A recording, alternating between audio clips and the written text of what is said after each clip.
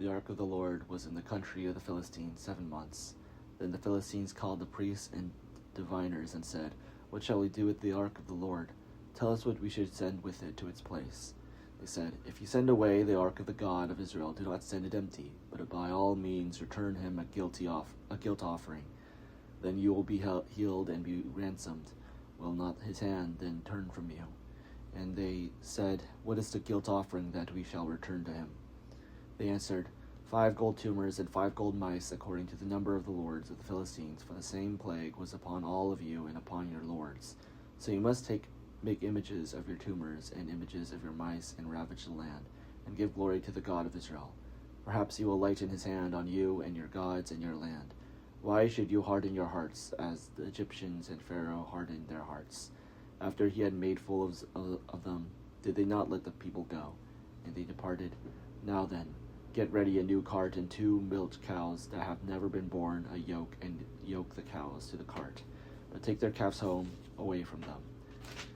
Take the ark of the Lord and place it on the cart, and put it in a box at its side the figures of gold which you are returning to him as a guilt offering. Then send it off, and let it go its way, and watch.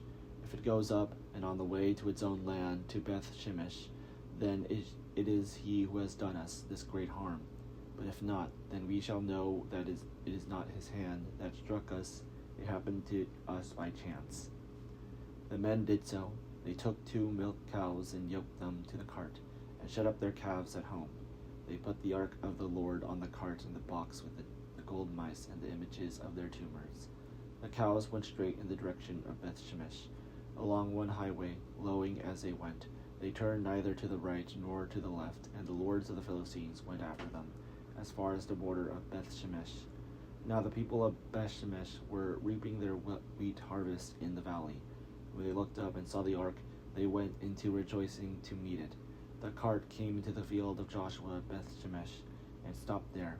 A large stone was there, so they split up to the wood of the cart, and offered the cows as a burnt offering to the Lord. The Levites took down the ark of the Lord and the box that was beside it, in which there were the gold objects, and set them upon the large stone.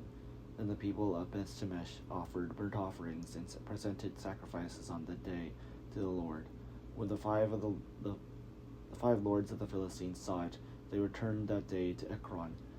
These are the gold tumors which the Philistines returned as a guilt offering to the Lord: 1 for Ashdod, 1 for Gaza, 1 for Ashkelon, 1 for Gath, 1 for Ekron. Also the gold mice, according to the number of all the cities of the Philistines, belonging to the 5 lords, both fortified cities and unwalled villages. The great stone beside which they set down the ark of the Lord is a witness to this day in the field of Joshua the Beth Shemesh.